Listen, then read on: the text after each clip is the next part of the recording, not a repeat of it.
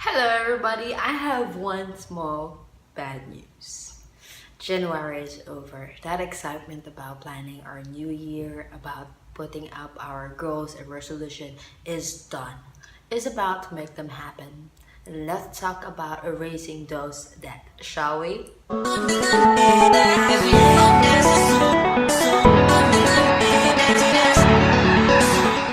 Alright, like I said, we are going to be talking about some method of how we can pay off our debt. So I'll be talking about, to be precise, the debt snowball and the debt avalanche method, the pros and the cons between the two, and some of how we can weigh which one works best. Now, it is not in my discretion to tell you which one works best because both of them do have their own perks. It is all about how we feel would works best for us. So I would suggest you try both of them out and see which one is the best method for you. Now, I've asked majority of my friends, and out of 20 of them, 15 actually have on their resolutions this 2019 that they will be paying off their debt. And majority of them, which is equivalent to 15, actually wants to pay off their credit card debt so that by 2020 they are just clean and they are just more focused on saving and making sure that they have the investment that they want. Now, to discuss the snowball effect. Snowball effect is about listing your debt from the lowest balance to the largest balance, regardless of how many debts that you have. Because what you're going to be doing is you're going to be aggressively tackling the very first debt while you're paying the minimum requirement for the other debts. Once you're done with the first debt, you start feeling wonderful because you just saw that very first achievement out there and you're just ready to tackle the next one. And just you're saving up, you're being more frugal, and you're also trying to sell some of the stuff that you don't need. A lot of the stuff, I'm pretty sure, until your children might think they're about to be the next one to be sold in the garage sale. Hope not. But then again, it does gives you the feeling of achievement to just pay off one debt after another because that's already far off your mind. Although, what I like to say, it does take a few longer months to finish off all your debt in this type of method.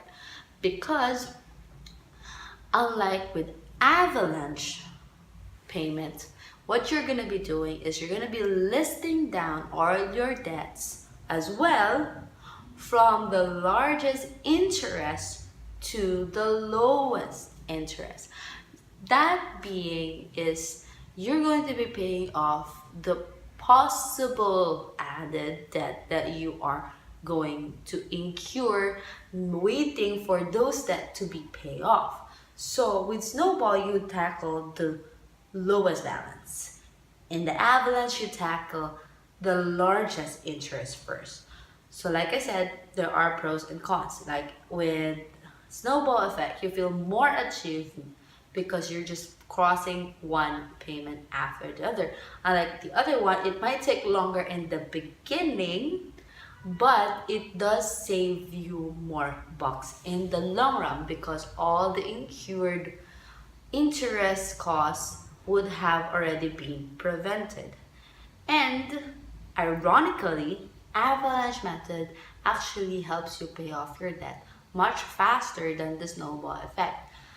Though you see the result faster in the snowball effect than you see them in the avalanche method.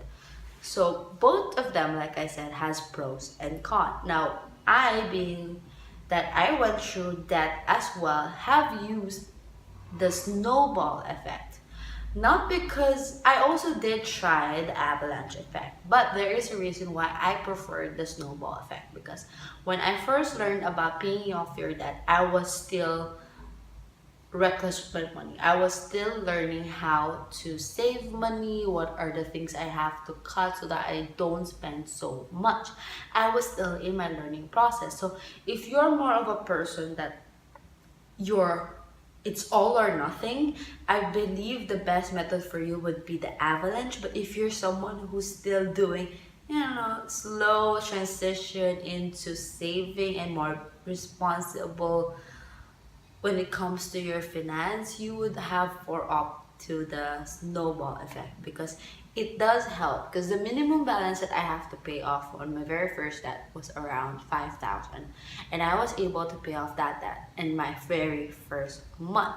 And that is, I was still eating in the restaurant that I love but no cost me so much. I was still not packing my lunch, I was still not cooking, and I was still buying small things here and that, meaning I'm still adding on to the debt.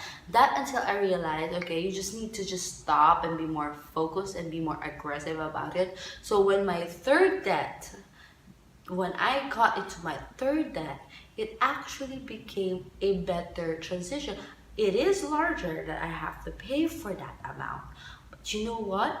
It becomes more of a breathing mechanism for me, because I was already able to save up for my first and my second debt. So I was able to do baby step number 2 and a little bit of baby step number 3. Save up for my future as well. Save up my sinking fund. So the snowball effect really helps. But if you want a faster transition, I would suggest the avalanche method. Alright, so that is all for today. Yes, it's a short video, and yes, I am posting it on a Friday because I'll be moving my posting every weekend, and I will try to post 2 videos per week. Alright, yes, you heard me right. And stay tuned for my next video, because I'll be talking about the contest that I will be running for the month of February. Alright, and I do hope to see you soon. And please let me know, what do you think about the snowball and the avalanche method of debt payments? I want to understand also if you also have your own ways of paying your debt or ways of saving up your money. I would love to hear about those stories. Just comment them down below. How do you pay off your debt? Okay, and that is all for today. It's a wonderful time again with you guys.